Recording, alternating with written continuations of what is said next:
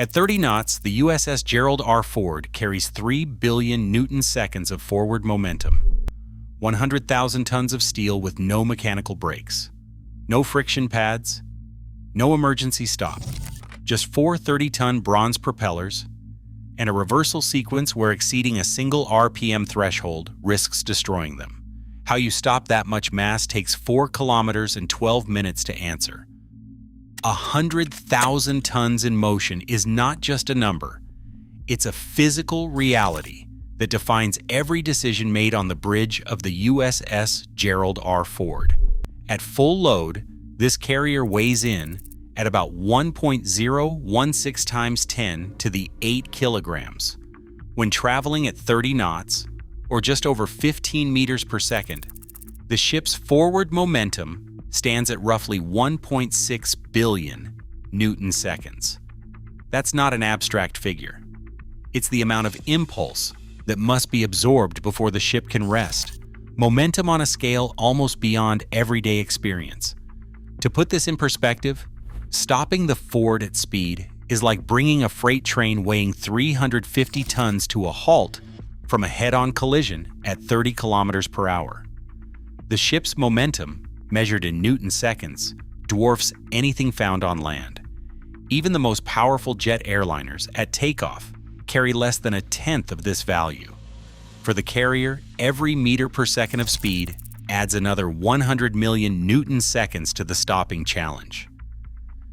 Physics dictates that momentum can only be removed by applying a force in the opposite direction. For a ship at sea, that force comes from 2 sources: the resistance of water against the hull and the thrust generated by reversing the propellers. But water, unlike solid ground, offers no fixed surface to push against. The friction between hull and sea is significant, yet it is spread over the vast wetted area of the ship, thousands of square meters sliding through a fluid that yields and flows around every contour. Calculations show that at 30 knots, the Ford's hull faces a hydrodynamic resistance of about 15 million newtons, combining both frictional drag and wave-making forces. Yet even with this resistance, the carrier's sheer mass means that a full stop cannot be achieved quickly. If the engines were simply shut off and only water resistance applied, the ship would coast for kilometers before slowing to a crawl. It's this raw inertia, 1.6 billion newton-seconds of momentum, that sets the scale for everything that follows. No mechanical brake, no anchor, no emergency lever can erase that impulse in an instant. The stopping process becomes a careful orchestration of hydrodynamic drag and controlled reverse thrust, each step dictated by the physics of mass and water. The Ford is not just a vessel, it is a moving mountain, and bringing it to rest is a challenge measured not in meters, but in kilometers and minutes. Inside the USS Gerald R. Ford, a tightly integrated system of hardware manages the ship's enormous momentum. The process starts with 2 A1B nuclear reactors, each engineered to generate a continuous supply of steam. This steam powers 4 main turbines, which drive the ship's propulsion through a sequence of reduction gears. These gears take the turbine's rapid 4,800 revolutions per minute output and reduce it to about 130 revolutions per minute, the optimal speed for the massive propeller shafts. 4 steel shafts, each extending deep into the hull, carry this force aft. At their ends, 4 bronze propellers, each 7.5 meters in diameter and weighing nearly 30 tons, translate the energy into forward motion. These propellers are among the largest and heaviest moving parts on any ship, delivering up to 260,000 shaft horsepower. It's this power that propels the carrier past 30 knots, but the same machinery must also serve as the foundation for stopping. Each propeller hub contains a controllable pitch mechanism, allowing the blades to rotate around their axes. By adjusting blade pitch, the engineering crew can shift from forward to reverse thrust without halting shaft rotation.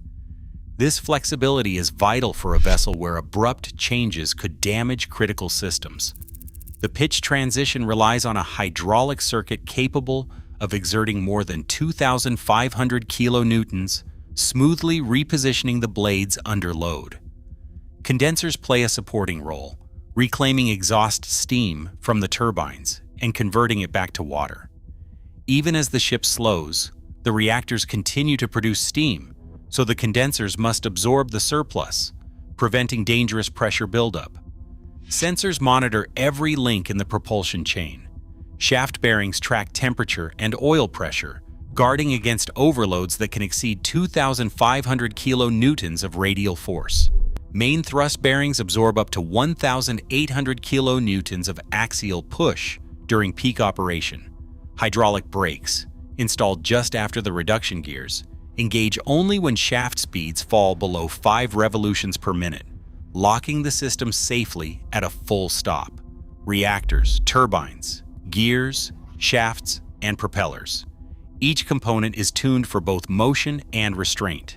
The process is a measured transfer of energy, orchestrated by engineering teams who balance force, heat, and timing to bring 100,000 tons of ship to rest. The moment the bridge orders a stop, the engineering watch begins a strict throttle-down sequence. Turbine speed cannot be cut all at once. Instead, the main steam valves are trimmed in small increments, each adjustment limiting the flow to the turbines and causing shaft RPM to fall in controlled steps, typically no more than 5% at a time.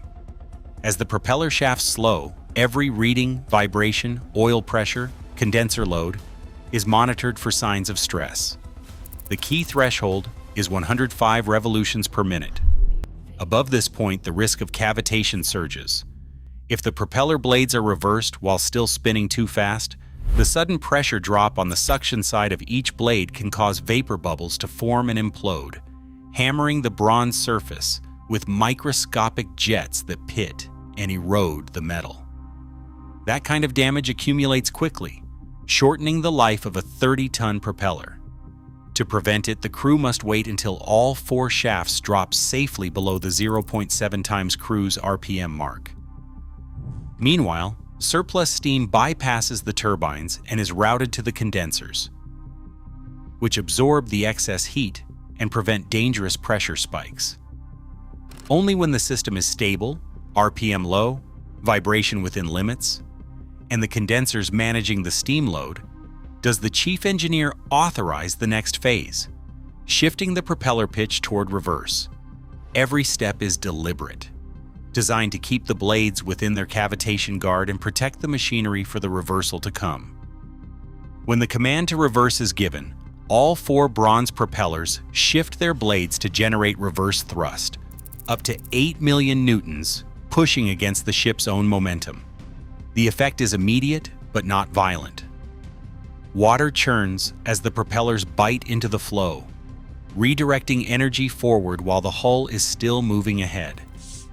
At this scale, inertia does not surrender easily. The ship's forward motion persists, but a measurable deceleration begins, about 0.14 meters per second squared.